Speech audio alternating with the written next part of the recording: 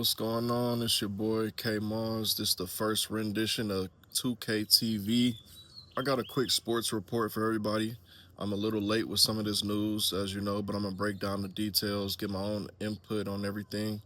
So I'm gonna just get straight into it, no intro. We're gonna cut the beat. So, first, we got the Cleveland Browns trade that has not only sparked some debate across fans, across the media, but could this trade potentially get Aaron Donald back off the couch? Let's talk about it. So, trade details, we got the Browns received Jared Verse, a 2027 first round pick, a 2028 second round pick, and a 2029 third round pick. Now, as we all know, NFL trades are not usually even. They're not usually just player for player, skill level for skill level. There's usually draft compensation. Um, there's usually salary dump. Usually, both teams that are involved in the trade are not going in the same direction. So, a lot of times, NFL trades on paper do not make a lot of sense.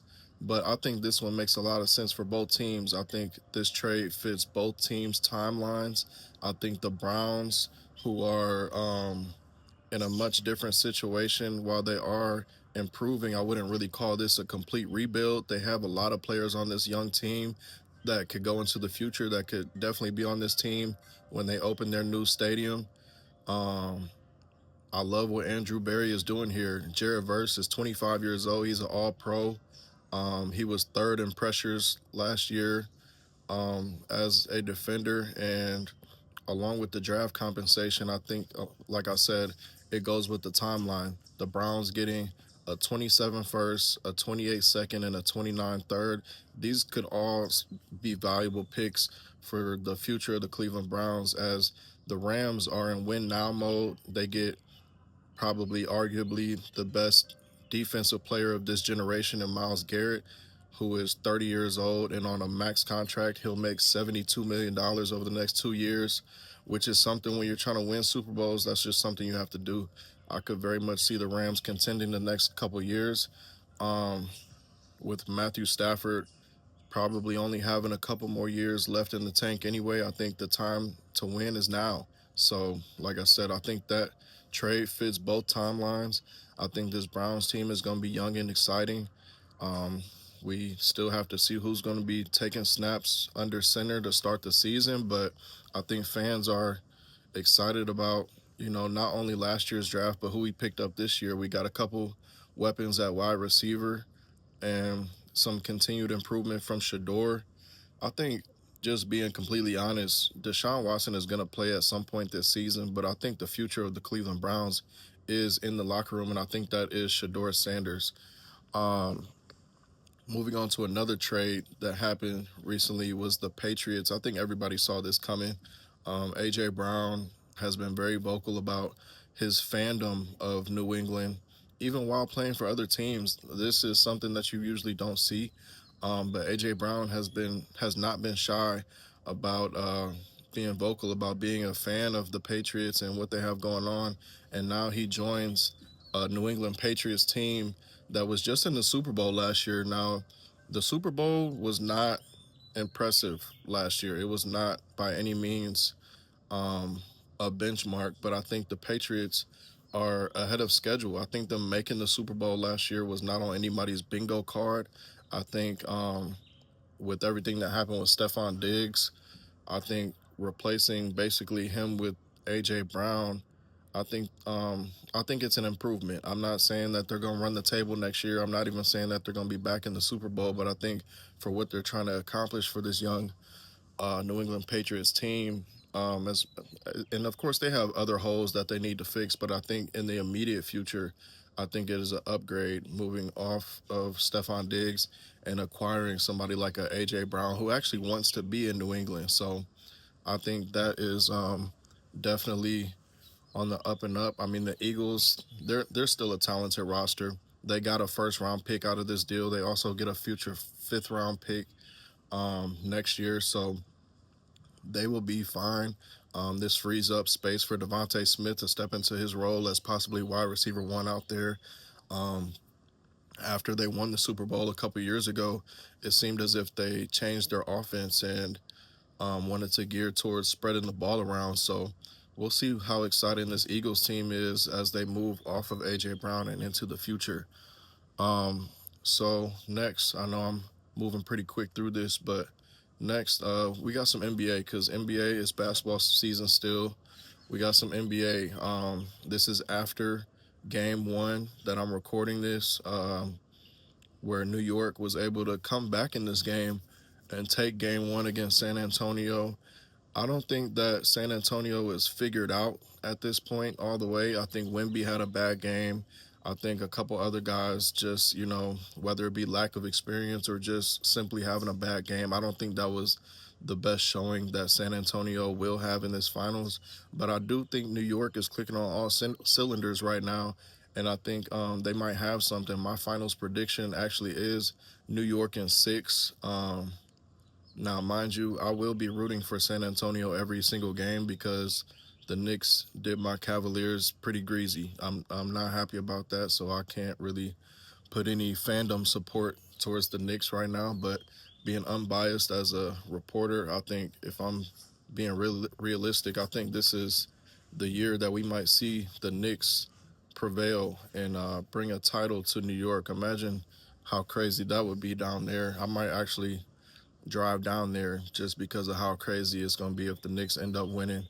Um, so yeah, the Knicks are rolling. I think something that has worked for San Antonio all year is being able to play something as kind of like a four-man in one zone with four perimeter defenders sticking to their man and Wimby kind of just roaming, floating, kind of as if he's like a free safety out there playing in his own zone, defending the rim. A lot of times you'll see him on the same side of the court where the ball is. And I think just with the Knicks' actions, I think with the way that Carl Anthony Towns was aggressive last night.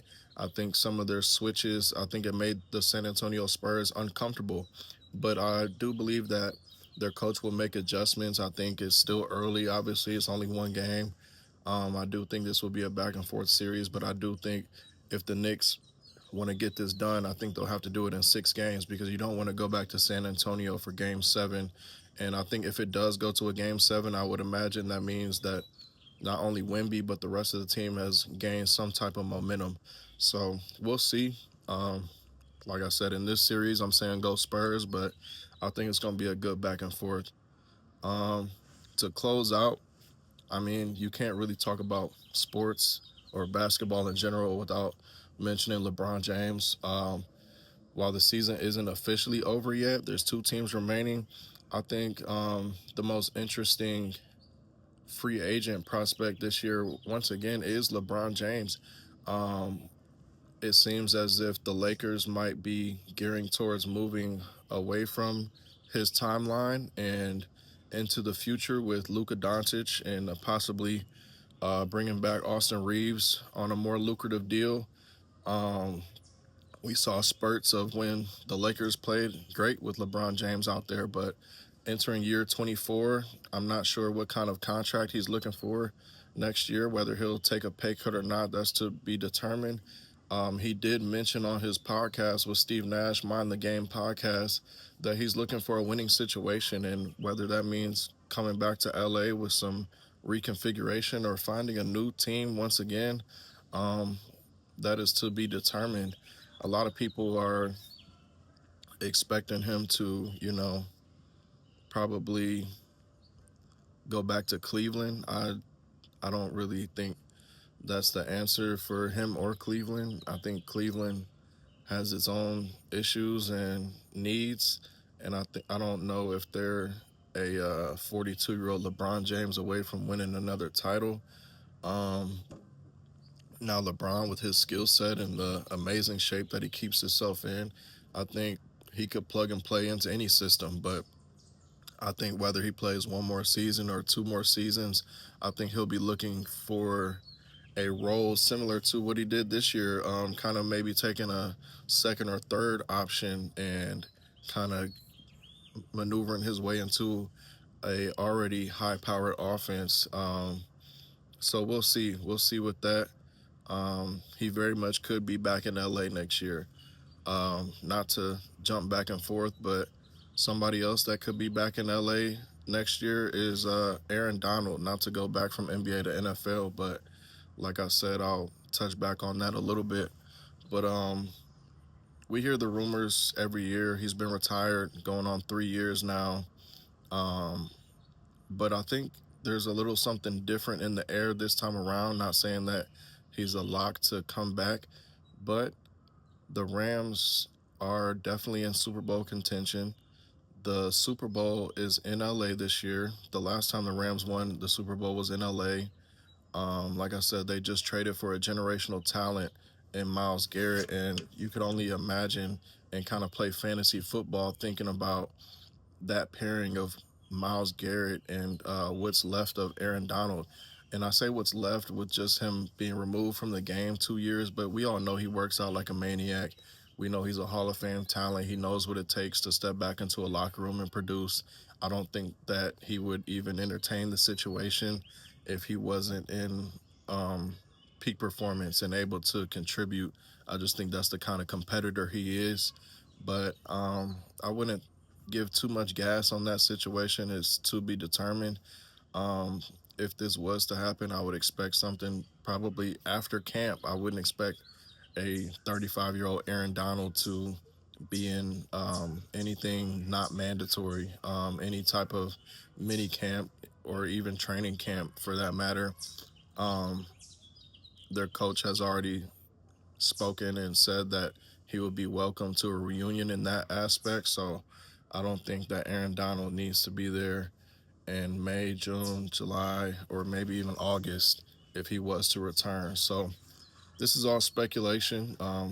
Still early in the NBA Finals, still early in the NFL offseason. So this is definitely all speculation. But I think that this year upcoming will be interesting. I think there will be a lot more moving and shaking as star power moves across the leagues, and we'll see. We'll see what happens. So, yep, this is 2K TV, and I'm signing out.